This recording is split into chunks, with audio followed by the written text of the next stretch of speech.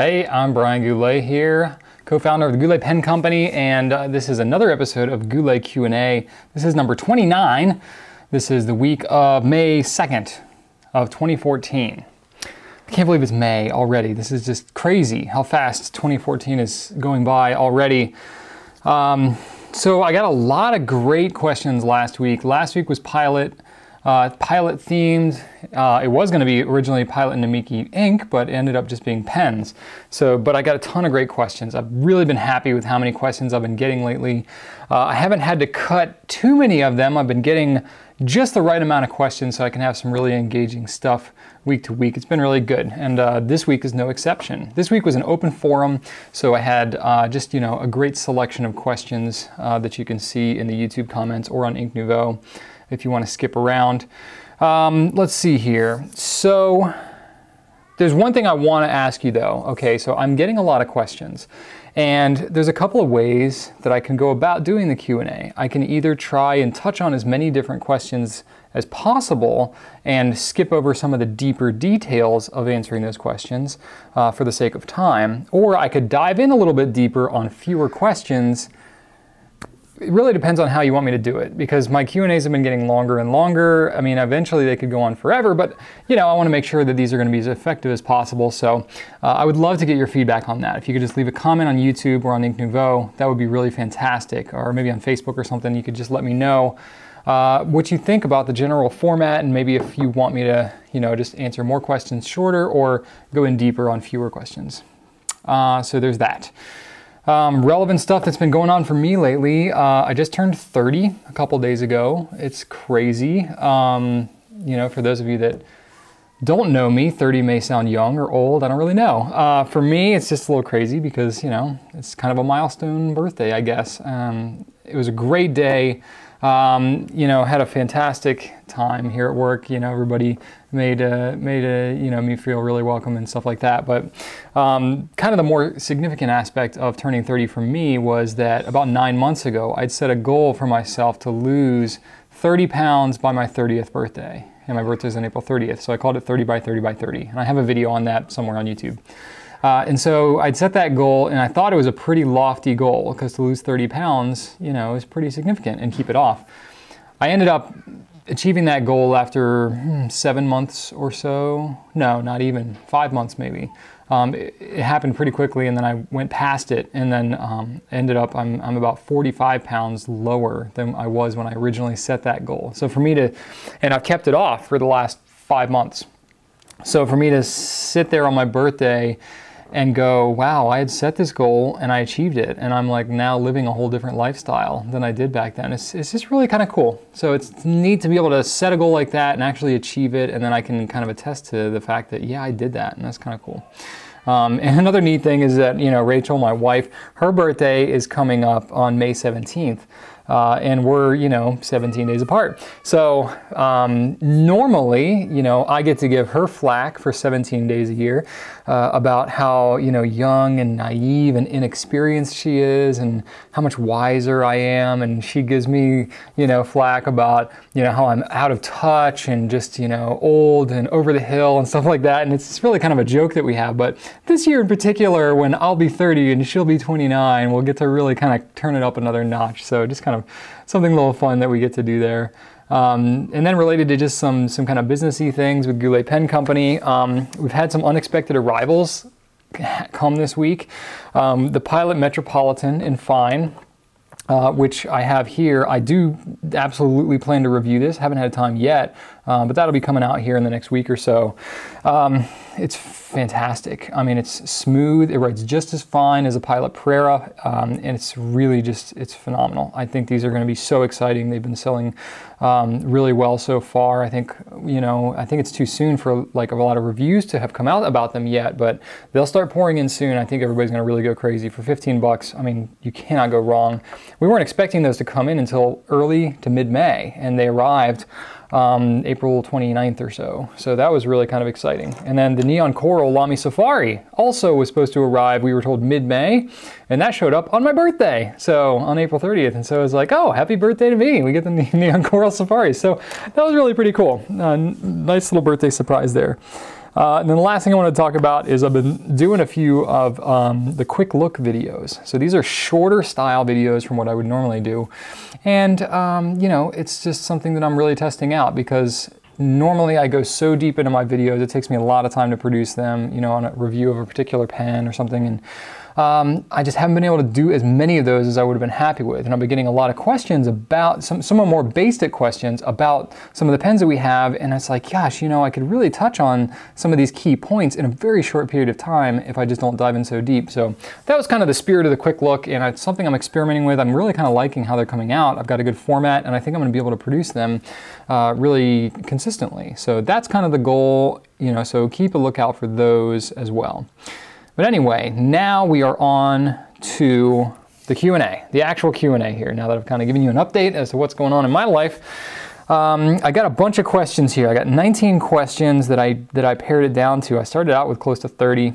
So lots of good stuff, really. Been getting phenomenal questions. If I didn't answer your question, I'm really, really sorry. It's tough. I'm having to cut it somewhere. So please forgive me if I don't get to your questions, but I've taken a good stock here, and I will just go ahead and start going through them and give you some feedback based on the open forum questions I've gotten for this past week.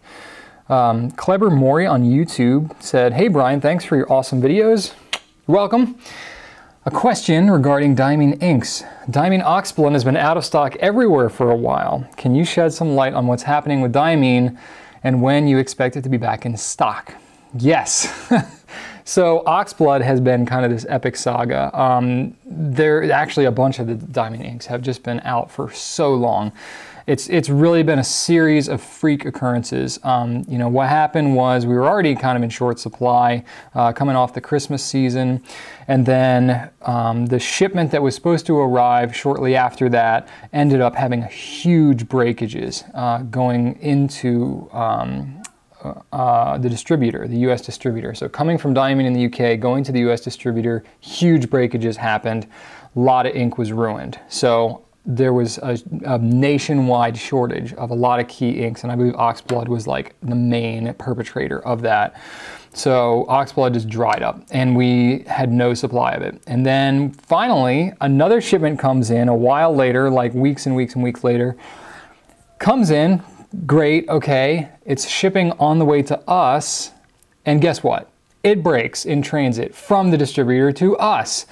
UPS, you know, turns around and sends it right back, doesn't even complete the transit to us, and we're just like, oh, you gotta be kidding me.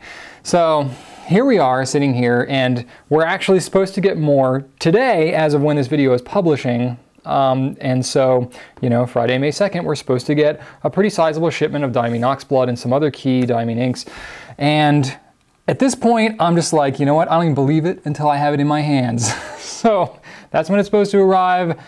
At this point, I don't even know what's going to happen. You know, who knows? A saber-toothed tiger could come and steal it out of the packages that we've packed. I mean, gosh, who knows? So anyway, that's the kind of the saga that's been going on. Sorry it's been so frustrating, but you know, that's why you haven't seen it anywhere, is because it's further up the distribution chain that this supply has been you know, roughed up. Next question from Nick in an email said, "I'm a huge Pilot fan because the Japanese nibs support my unintentionally microscopic handwriting, but I'm always searching for interesting stuff a la the custom 743. How do you keep up with the different pens that aren't available in the US, like the Kakuno?" So, you know, we deal primarily on the internet. We're on forums, blogs, all that kind of stuff. You know, we have a huge customer base of people that are obviously shopping on the internet because we're internet based. So, you know, when something comes out worldwide, everybody knows about it, you know, pretty much right away. And so some manufacturers will stagger releases in parts of the world, and, you know, the parts that they're not available, everybody's getting frustrated because they want it and they see it, it's online, they see that it's available in another continent, but they can't get it where they are. So sometimes that's a little frustrating, but you know, the Kakuno in particular was just a really neat pen. It's a Pilot pen. It's like a student pen. It's an affordable pen that has a smiley face engraved on the nib. It's just really kind of fun, kind of neat design, affordable pen. We're really excited about them, and as soon as we saw them become available, we talked to Pilot USA, which is the US distributor for Pilot. It's where we get our stuff.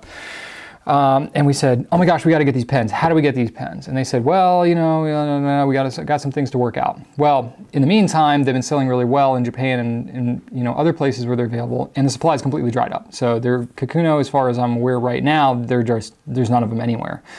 So I believe that the US is working out to get the Kakuno into the US. However, you know, that won't be for a little while. And I can't even promise if when that would happen, but we're strongly encouraging them to make that happen. And then, so that's pretty much how it happens. You know, stuff gets released worldwide. Everybody's talking about it. Customers email us, make us aware of it. We see blogs, we see other videos, all kinds of stuff. It's almost hard to avoid it being as active as we are in the fountain pen online community. Kevin L. in an email said, imagine that you are somewhere between a rookie and a veteran of the fountain pen experience, and you have a finite amount of money, say $1,000, to spend on your purchase of pens only. You already have the ink and paper that you prefer. Okay, thank you for the parameters in this hypothetical situation, Kevin. You choose what you buy based on writing performance, regardless of price, brand, reputation, or place of manufacture. Do you buy one pen or buy many for your budgeted amount? So you're talking purely on writing performance. Well, this is a very very narrow-scoped hypothetical question, Kevin. But $1,000, that is a lot of money that you can spend on a pen. You could pretty much get whatever you want. I mean, once you get beyond $1,000, you're not getting into unique writing experiences necessarily. You're getting into the aesthetics, the limited nature, the rarity of said pen. So $1,000 more than covers, I think, kind of 95% of the range of writing experiences that you can have. So that said, I generally just personally, since you asked, you know, me, imagine, I don't know, you keep saying you. I guess you're talking to anyone, but you know, I'm going to talk about me. So the value for me, I like value at any price. So what does that mean exactly? Value doesn't necessarily mean cheap. Value means less money than you would expect to pay given the features that you're getting, whether that be aesthetics or anything else, but you're talking purely about writing experience. So there are definitely some pens that write really well, but are just, you know, not super attractive. And, you know, that's totally fine. You know, some people think that Lamy Safaris are the ugliest pens ever made. They hate the clip. They think it looks like a paper clip. You know, whatever. I hear that complaint all the time. But they love the way they write, so they use them all the time, you know? So, you know, personally, I would probably gravitate towards pens at a little cheaper price. You know, I like functionality and stuff like that, and the way that a pen writes, I would say I would probably end up going with a gold nib pen just because you've given me a range of $1,000 here. There's a lot of great pens. You know, one of my personal favorites is a Pilot Custom 74. That would be just an obvious choice for me. I love that pen. The Custom 823 also, love that pen. Lamy 2000, I love that pen too. Mainly I love that pen for some other reasons besides just the way that it feels when it writes. However, I do really like the way that that one feels too. So yeah, I think there's a lot of great pens in the, you know, $150 to $200 range that I would go for. So yeah, I'd rather have like 5 or 6 of those pens than say one $1,000 pen. But if I was gonna blow it all in one big wad, you know, I probably would just go with a Pelican M1000 just because I love gigantic pens, and you know, that's like one of the pens that I don't have. So you know, I'm probably not going to buy one anytime soon, but if you gave me $1,000, yeah, maybe I would consider that. So thanks for that fun question there.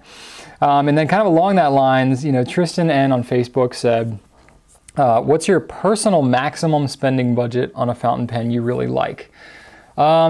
See, it's a little bit different for me because I'm running a business, I'm reviewing pens kind of for a living, so I can really kind of like justify some purchases that maybe other people wouldn't be able to justify so much. You know, I gotta run most of it by Rachel and get the okay on it, but you know, because it's kind of work related, I get to, you know, probably buy more pens than your average person. So, you know, but personally though, kind of removing myself from like the reviewing a pen for that purpose kind of thing, I would say that just more practically for me, it's going to depend a lot on the features and whatnot. And I'm going to kind of break it up into two ranges for you. So there's steel nib pens and gold nib pens, and the price varies greatly depending on what kind of nib you've got on the pen. So for steel nib pens, I mean, I love the value pens like the Metropolitan, the Safari, ones like that.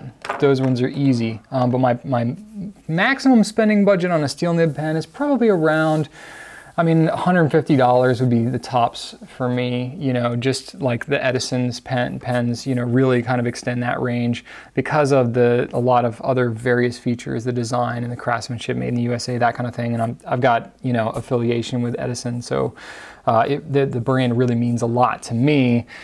But just generally speaking, I think around $100 or somewhere thereabouts is usually what I would expect to pay at a maximum with a steel nib pen. For gold nibs, you know, $140 to $200. That's a really good range. You know, if you're paying more than $200, it's got to have some kind of special things going on with it. And, you know, I'll definitely buy a pen more than that if I see the value in it. But I really would like to keep it, you know, in the $200, you know, under $200 range. And that is a good value to me. So that question Tristan had really kind of piggybacked off of Kevin's. So I thought it would be nice to kind of tie those together. Okay, I'm on question 5. Wow, this is gonna be a long video. Okay, sorry. Marco R on Facebook said, have you guys ever thought of doing something like Amazon Prime for Goulet pens? I envision a membership that you pay yearly for ink drop, free shipping, nib tuning for any new pen purchased. Yeah, gosh, I mean, we've definitely talked about doing something like that. You know, we're in the e-commerce world, we're in online business. We've talked about all kinds of promotions and deals and clubs and memberships and all that kind of stuff. At this point so far, we haven't really seriously considered doing it because the devil's in the details with that kind of stuff. And, you know, when you can look at something like Amazon Prime, but Amazon sells everything. You know, you can get anything you want there. So hey, you know, membership type club, free shipping, whatever on whatever, it makes a lot of sense because you can get kind of whatever you want. But if you're a really, really finely tuned niche company like we are, you know, how much is the average person really going to order on a regular basis? Now, I have some of that information because I have like customer order history and things like that at my disposal. But, you know, how broadly would that appeal to everybody? I don't know. And then what price do you set for that? And what do you include in that? And, you know, say you include ink drop in there and free shipping and all that kind of stuff. What, you know, do you try to lump in as many features and benefits as possible into a program like that and then have a little bit higher price? Or do you keep the price lower and just make it free shipping or just make it something else like ink drop? You know, ink drop, that's what we did. We made it ink drop. You're getting these inks once a month, you know, get some little discounts and it's $10 and bam, you know, 15 if you're out of the country, you know, whatever. That's it. That's what you're buying. And it's very straightforward. You start lumping in additional stuff and then people want a la carte kind of things, and if they don't see the value in the overall thing, they won't find it appealing. So I don't know. Plus there's a whole technical side behind the scenes of being able to manage a program like that. You know, Amazon obviously has like teams of web programmers that do that kind of stuff. We're not that big. So we are limited in what we're able to offer. So we've definitely considered doing something like that. You mentioned nib tuning here. Nib tuning is tough because we don't do that on a regular basis. We'll do some kind of inspection and stuff like that. But, you know, nib tuning as far as like grinding and that kind of stuff and flow adjustments and all that, we don't really offer that anyway. So that would be not really something that we could offer regularly. So yeah, I guess I would love to get some feedback on that to see, you know, we haven't gotten to the point where we've planned it out, you know, intensely enough to really start to ask those serious questions from everybody about what kind of program they would want if we were to offer it like that. But, you know, I would be curious to know if you happen to be watching this Q&A, just go ahead and post in the comments any thoughts you have about a Goulet Prime type program that you would like to see. I'd just be curious to know your thoughts. Couldn't hurt for me to have that information. Next question on Facebook. Forgive me, your name is made of characters and I cannot pronounce it. I've heard that somebody put the Browse Rose nib into the Noodler's pen. Is it practical? Yes, Stephen Brown did that in his video Creating Uber Flex. So check that out. The Browse Rose nib is a number 6 size nib. It's a dip nib made for calligraphy, and so it's really a hack putting it into a Noodler's pen. I think it was in an Ahab Excuse me, but you could also put it in a Conrad. Ahab would probably be better. Excuse me. But, you know, it's a dip pen nib, so it doesn't really flow quite ideally with fountain pen ink. If you were going to do it, I would say use Noodler's X Feather, because it's a little bit thicker ink than normal, and I know a bunch of calligraphers will use Noodler's X Feather as kind of a crossover ink between, you know, dip pens and fountain pens. Is it practical, you asked me? Not really. You know, it's not something you could just like whip out and start writing with. If you watch Steven's video, you know, he's got to try with a pretty good amount of effort to get that thing to actually write properly, but the effect is really awesome. So it would be a lot of fun to mess around with, and it's not a super expensive investment either. So, you know, if you've got the means and the ability to get that, go for it. Leslie H. on Facebook, you asked me, where are Noodler's acrylic flex pens made, in the US or elsewhere? Thanks. Well, they're made in lots of different places, actually. There's a lot of parts that are made in the US. So I believe that some parts are made in Texas, Massachusetts, Ohio, maybe? I'm not 100% sure about that one. I know that they are assembled in India. So that's like kind of the main like bulk of the assembly is done there, and maybe some degree of manufacture, I'm not sure.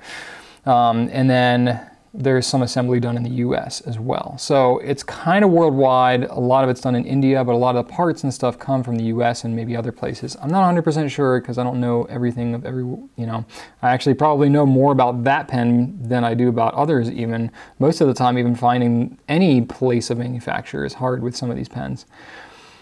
David T. on Facebook said, maybe this is a writing question, but is there anything I can do to make my writing with a medium nib look better? I normally use a fine or extra fine, and I do well with an italic nib, but writing with medium or broad is just unpleasant and ugly. This limits my choices to Japanese pens, which offer the smaller sizes. I'm really befuddled by this, because you're not the only one, David, that has said this, that, you know, your handwriting only looks good with fine nibs, and it looks really messy with, you know, mediums and broads. I personally have the opposite. You know, my handwriting looks better the broader I go. And if I go really fine, it starts to look really like shaky and scratchy and inconsistent. It's really just interesting. I don't know why that is exactly. Maybe somebody in the comments can explain why that might be. But for your instance here, David, I would say maybe the paper is a factor. You know, if you've got a more absorbent paper, then your fine line pens are going to look pretty good. Your broader pens, you may have more of spread going on and your letters might start to run together. That could be a factor. So you could always try a different paper, something less absorbent. You know, I have a lot of paper that on gouletpens.com that's like fountain pen type paper, but you know, you can get, if you've got just regular copy paper, going with a laser paper instead of an inkjet paper is going to be less absorbent on the laser paper. So you could give that a try, see what the difference that makes. You could also try writing bigger. The bigger you write, the better your handwriting will look, generally speaking. So that's something you could experiment with. Practice. Just practice with it. Practice writing intentionally. Try writing your letters. There's all kinds of practice books, and on the Fountain Pen Network, they have a whole penmanship, you know, sub forum on there that you can check out for practice materials.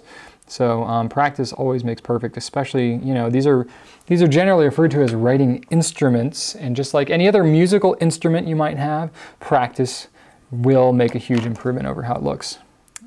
NoFuture, NoHope on Facebook, you said, is there any special way how to hold pens with very broad stub or italic nibs?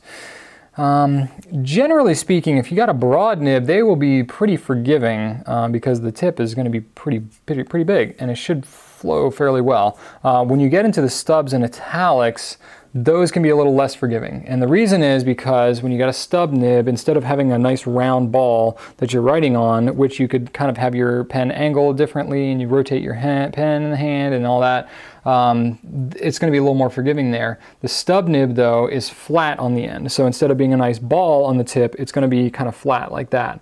So if you take a flat tip and you put it on a paper, if you have it rotated too much, then your slit where the nib is, where the ink is coming down, if you over-rotate the pen in your hand, then that slit will not be making contact with the paper and it's not going to write properly. So that is probably the biggest concern with stub nibs is the rotation of the pen in your hand. That's the biggest thing to watch out for. The angle can also make a difference, not as super critical as the rotation. So that's something to look out for there. Tristan N on Facebook, I have a medium oblique on my Lamy Dialogue 3, but I don't seem to get the most out of it. I guess I'm not sure what to expect out of it. That is not a nib that's available in the US, so that's kind of cool that you have that. However, I personally have a Lamy 2000 with a medium oblique nib, which is also not available in the US. I believe they're actually discontinuing all their obliques anyway, but the Lamy, I haven't used the Dialogue 3 oblique like you have, so I can't necessarily speak to that. But I know that the one on my Lamy 2000, it is oblique, but it's not very drastic. So me personally, if I'm like really looking for the difference, because I also have a regular medium Lamy 2000. So when I'm writing with the two, if I have them next to each other, it's like, oh, okay, I can tell the oblique, but it's not a huge difference. So I think maybe just the way that Lamy grinds their nibs, their obliques are just not that drastic. So I think maybe just don't expect it to be super drastic, but try just experimenting, rotating the pen in your hand a little bit, you know, lifting it up and down, just try it at some different angles and see if you are able to get it to be a little more drastic. And then one thing with obliques is, oblique is basically an italic nib that's kind of flat on the tip, except it's cut to one side. So that it's kind of at an angle. It's like an italic nib that's kind of cut at an angle. So the one thing that will change more drastically with an oblique is, you know, there's a lot of different angles that I keep talking about, but you know, let's say that the paper line on your paper is here, and here's my hand. So my hand is generally going to be at a 45-degree angle to the line that I'm writing. If I was to write with my hand in a different orientation to the line that I'm writing on, that will change the look of the oblique. It's kind of the same thing with an italic nib actually, but the oblique, that's one thing that will affect it, the way that it actually looks in your writing more drastically. So maybe try doing that.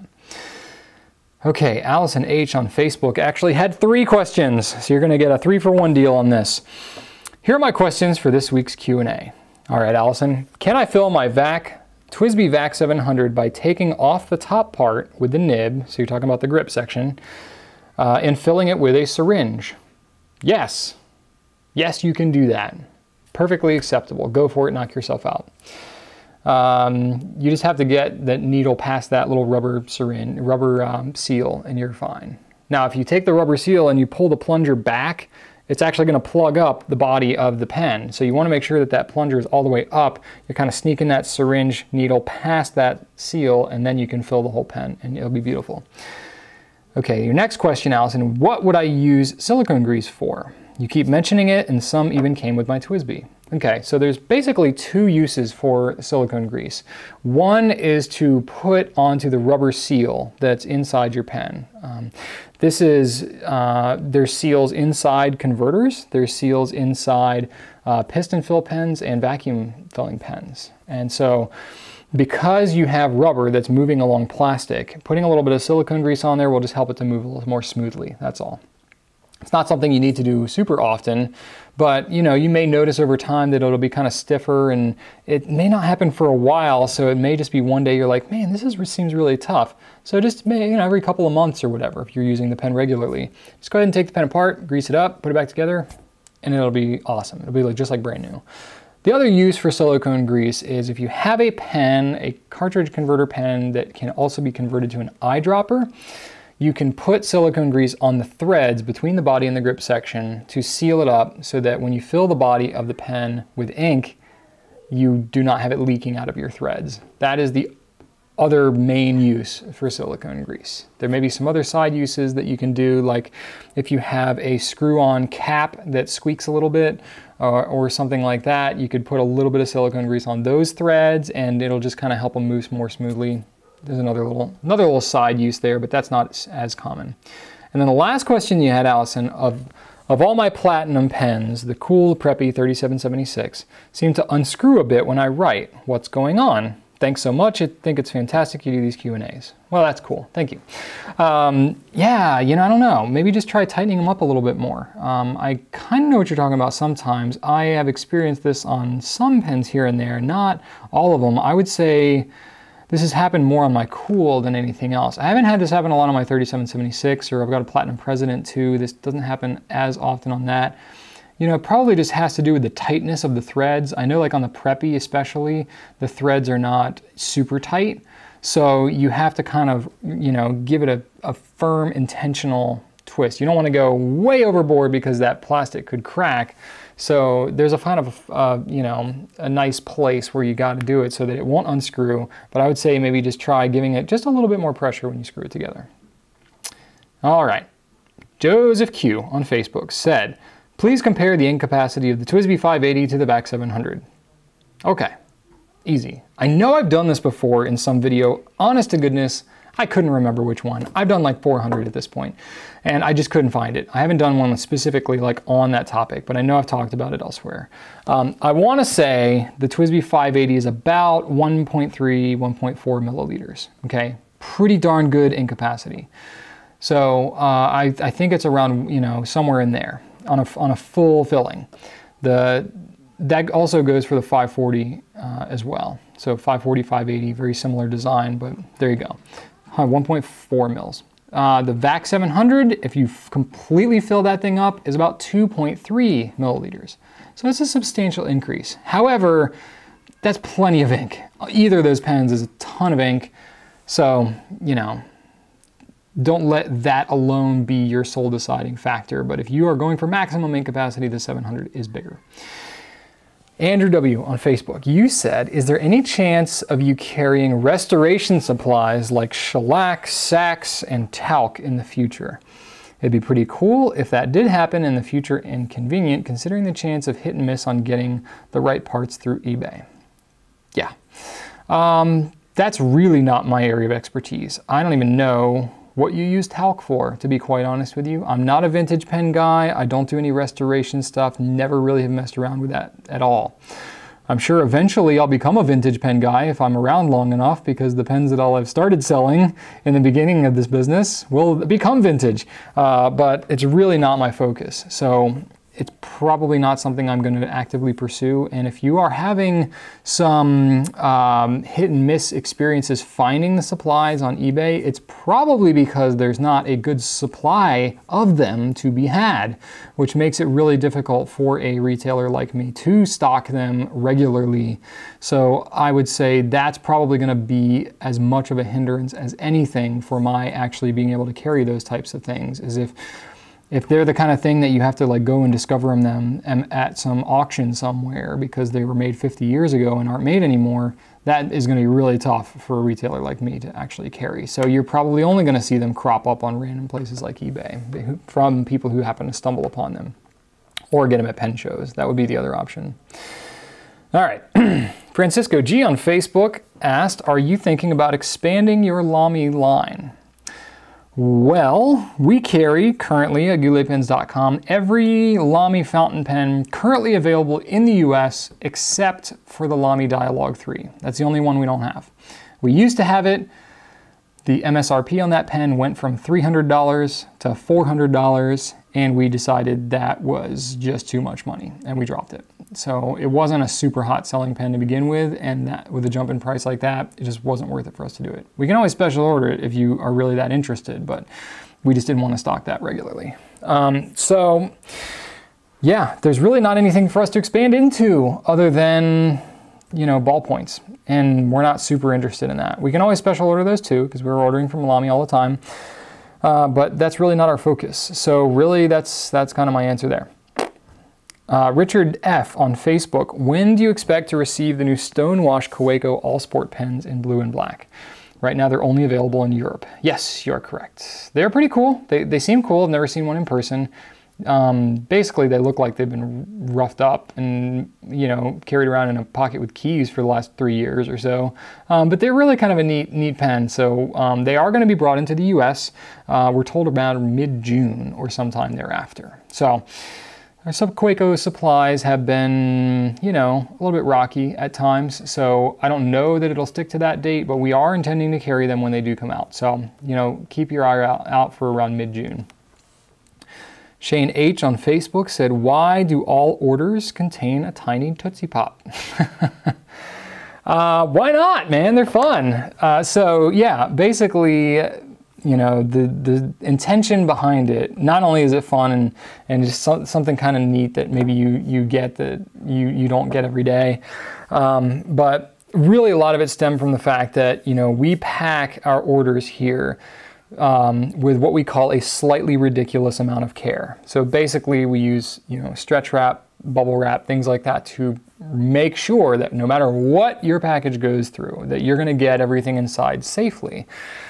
In doing that, it sometimes makes it so that the experience of unwrapping your stuff can be a little time consuming. So what we did is we thought it would be fun to put a Tootsie Pop in your order on the outside of your packaging, the main bubble wrap packaging, so that you can open it up and enjoy it while you're unwrapping your stuff.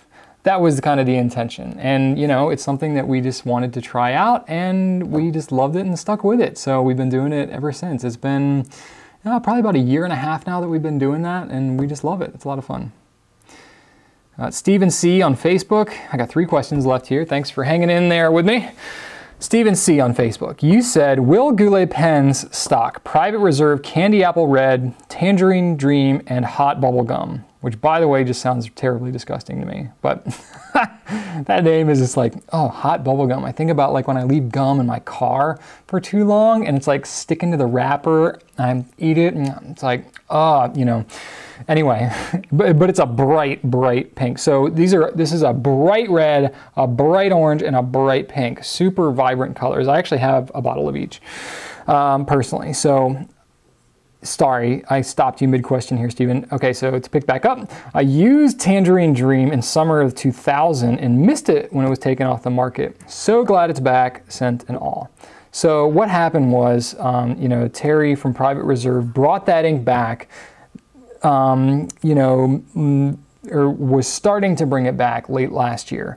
And the ink itself is formulated very differently than normal fountain pen ink. And in fact, if you take that ink and you mix it with regular fountain pen ink, it will react terribly and it will not be good for your pens. So you have to make sure your pens are cleaned out very well before you switch over to that ink, and make sure you don't mix it up in any way. That said, you know, that was the original complaint with those inks. And so they were taken off market. Well, he brought them back, and then unfortunately he passed away before they were really able to roll out. With his passing, that ink just kind of didn't really happen anymore. So it didn't really get any traction because it's a whole different formulation of ink. It really kind of would have taken like an intentional effort to disclose the issues of using that ink, to really kind of come up with a little bit of marketing, or forgive my pun, PR, to talk about what these inks are really all about. And with his passing, it totally just lost steam there. So I don't know if those inks are actually available more or not. I know I personally didn't really want to carry those inks at that point anymore. So I don't know if they'll come back. I don't know if they're still planning to come back and be revived or whatnot, but that remains to be seen. Jimmy F on Facebook said, hey, Goulet team. Actually, sorry, Jimmy. You said, hello, Goulet team. I misspoke. Hello, Jimmy. I've been a fan of your site, and for quite some time now. Oh, I've been a fan of your site for quite some time now, and I love all the things you guys do for your customers. That's awesome. I actually really like to hear stuff like that because, you know, I want to make sure we're doing a good job. Anyway, Jimmy said, I was wondering, would it be possible to special order an Imperial Blue Lamy Studio with an extra fine gold nib? I was disappointed to find it was not offered this way. I love the look of the Studio, and I would like to get that pen as my first foray into gold nib pens. Okay, so yes, you're asking me about like a super specific pen, which normally I would kind of shy away from in the Q&As because I like to be as general as I can to help out as many people as I can. But your pen that you're asking about here kind of broadens the issue a little bit. So really what you're talking about is the 14 karat Lamy nib, right? Not the one on the Lamy 2000, that one's different. But the Studio, a couple of versions of the Studio, the Platinum Gray and the Palladium Studio, both have 14 karat nibs. They look like the regular Lamy nibs, like the same shape, but they're a two-tone. They've got like a little gold thing in the middle on the slit of the nib. And they are gold, so they write, you know, kind of springy. They write a little bit broader than the rest of the nibs, and I personally think they're a tremendous writing experience. However, a question I used to get all the time was, are those nibs available separately so I can put them on whatever Lamy pen I want? You know, you could put it on a CP1 or on a the Safari or something like that. Technically, you could. However, those nibs have never been available since I've been a Lamy retailer. They've never been available through a retailer. You've always had to get them through Lamy USA, and they've been expensive, like 85 bucks or $95 or something like that. However, Lamy USA recently underwent a, like the parent company or something changed, and you know, they got moved, and somewhere in that shuffle, they decided not to carry Lamy parts anymore. So I don't think that's something a lot of people are aware of, but Lamy USA, if you go to their website, they used to have random caps and grip sections, and you could get the gold nibs and things like that. They don't have that stuff anymore. They stopped carrying it now, which is kind of unfortunate because I can't get them for you as a retailer. Lamy USA was a distributor. They were making them available, and now they are not. So now I can't even tell you, oh yeah, you can go buy a 14 karat nib through Lamy USA and put it on the Imperial Studio, which you could, but now you don't even have that option. Basically, your only option now is to either buy a 14 karat nib from somebody else on eBay or FPN or whatever, or buy another pen that has a 14 karat nib, which is only the Platinum Gray Studio, the Palladium Studio, or the Lamy Dialogue 3. Those are the only ones that have them now. So I don't know. I think probably the price of gold is just making them very prohibitive, and they're just not making them as much a priority anymore, so they're kind of phasing them out. I don't know. I don't know exactly the reasoning behind it, but it is definitely a lot tougher. So, you know, I would say if you were going to spend that much anyway, maybe consider a Lamy 2000. I know it's a little bit different writing pen, and certainly a different style, I guess, than the Studio, but still a phenomenal pen, and I love that one very much. So that would be something to consider that would be right in that same price range. All right, and then last question for the week. Jason S. on Facebook said, any recommendations for a pen that can take some abuse? My Harley vibrates with the best of them, and I'd love to take a fountain pen with me, but worry about the constant vibrations damaging something in the pen or causing the ink to spill out. I would obviously carry it upright in some sort of pen holder or case. Yeah, definitely do that. Any other considerations I should think about? You know, not really. Probably something with the less ink capacity, the better. You know, you don't want to have a Noodler's Ahab with an eyedropper conversion, probably. You know, fit about 6 milliliters of ink in that one, and that ink will be sloshing around a pretty good amount with those kind of vibrations. So I would say probably something a little bit less expensive, that way in case it gets damaged or whatever. You know, I can't imagine that you're riding your Harley to, you know, the public library and sitting down quietly at a desk using your pen. You're probably going to be using it, you know, on the road, or you'll have a notebook and you'll just be kind of leaning on your leg writing with it. So having a pen that's okay to drop in the gravel or to you know, throw around a little bit would probably be a good idea. So, you know, going with something durable like maybe the Lamy Safari in like the charcoal color or something, that just, for some reason, it just seems like that pen would be kind of fitting for your Harley. The Pilot Metropolitan is another great one, inexpensive, very durable. The ink on that one I don't think would splash around too much. You could go with a Jin Hao X450, 750, or 159.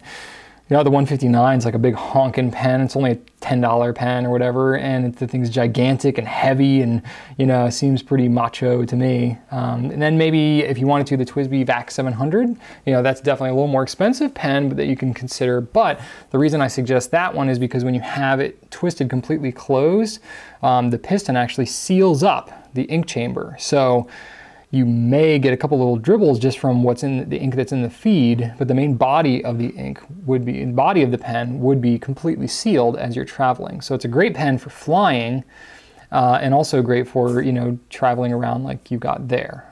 That said, the Pilot Custom 823 is the similar design, but that's closer to a $300 pen, which you may or may not want to carry around with you. But that one is the same concept. It's a vacuum filling pen, just like the VAC 700 could also work for you. So there you go, give you a nice $10 to $300 range there. So, you know, you got some options there, Jason. So thank you for that question. And thank everybody for the questions this week. This was really cool. You know, I got a nice diversity of questions. It was really kind of neat. You know, Rachel and I have been really busy doing some leadership training, and we had to fly out somewhere for a business trip. In April, just, you know, we've been hiring. We hired 2 new customer care specialists. We just hired a new multimedia specialist who's going to be coming on in the next couple of weeks. It's really been just crazy what we had going on here at Goulet. However, things are going to start to stabilize a little bit more for me personally, so that I will be able to produce regular video content, do the Q&As and stuff. I had to cancel it twice in April just because of all the traveling and stuff that we were doing. But I got like nothing on my calendar pretty much for a while now. So I will be able to really focus, you know, pound some stuff out.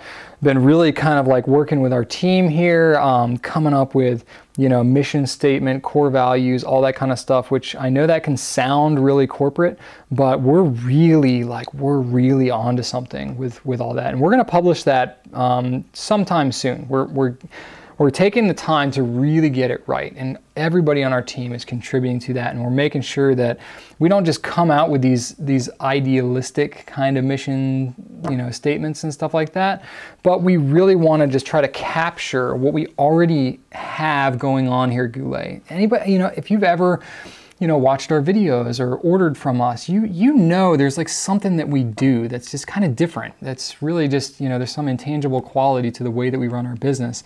And we've always kind of known that and felt that, and everybody who works here knows that and feels that, but we're really trying to put it into words, which is amazingly hard. We've been working on it for 11 months now. It was like the end of May last year when we first started to intentionally, you know, kind of write out our values. And it's really been a journey as we've been seeking to grow as leaders and kind of define, you know, what it is about Goulet that is so special and what are our goals as a company and all this stuff. Very just kind of, you know, lofty stuff. So really just, it's really great because I've been reading a ton of business books and really soul searching, trying to embrace my role as CEO and trying to, you know, really have direction for all the amazing team members we have here at Goulet. So, sorry, that wasn't even on my like bulleted list to talk about, but it's kind of couldn't help myself there. So, I'm really excited to be able to share that with you guys here in the coming future. I don't want to promise how soon that's going to be because it could take us several months to really get it dialed in to the point where we're ready to say to the world, this is who we are and what we do. But I can say we're like 95% there. Like, I'm so feeling it. We're so close, and it's really exciting. So that said, I'm going to be producing a lot more videos here in the coming future, which is I'm very excited about.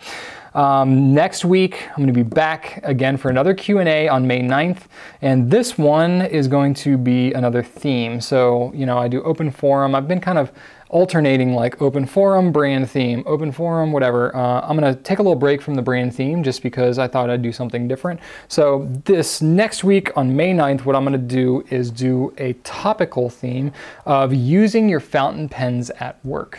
So I would love to get all the questions that you have. It could be ink related or pen related or paper related or wax seal related if you happen to need those at work. Whatever situation that you're in, whatever workplace, I would love to just get like a really cool diversity of kind of workplace questions. I know I get questions a lot of time from like doctors and nurses who are writing on charts, lawyers and stuff who have, you know, lots of different factors to take into consideration with, you know, work stuff. And then other people who have like these really specific rules about what color ink they should use and maybe questions about that. And other people who are just just like working in a crazy place and want some loud ink, you know, it would just be cool. I would love to hear whatever questions you have about using your fountain pens at work. You can post them in the comments on YouTube or Ink Nouveau. Hit me up on Twitter with hashtag GouletQA. You can email gouletqa@gouletpens.com. You can hit me up on Facebook as well. We're going to pose the question probably Tuesday or Wednesday next week, asking for questions. You know, if you notice week after week, a lot of the questions we get come from Facebook, and that's just become a great resource for us to engage with you guys. So that's probably where most of our questions will come from. Just not as many have been coming from, you know, YouTube and Ink Nouveau and stuff like that. I would, you know, this is interesting. I gave all those options because I thought, you know, maybe the more options the better, but a lot of them are coming from Facebook. So we'll continue to work that and engage with you there. So all that said, that's the closing of another Goulet Q&A. I really hope you enjoyed this one. If you have any questions, you know, just leave something in the comments, or, you know, hit me up on email or whatever. Lots of different ways to reach me. So I hope you had a wonderful time here watching this week. Really appreciate you spending time with me. Have a great week. I will see you again next week talking about pens at work. And as always, right on.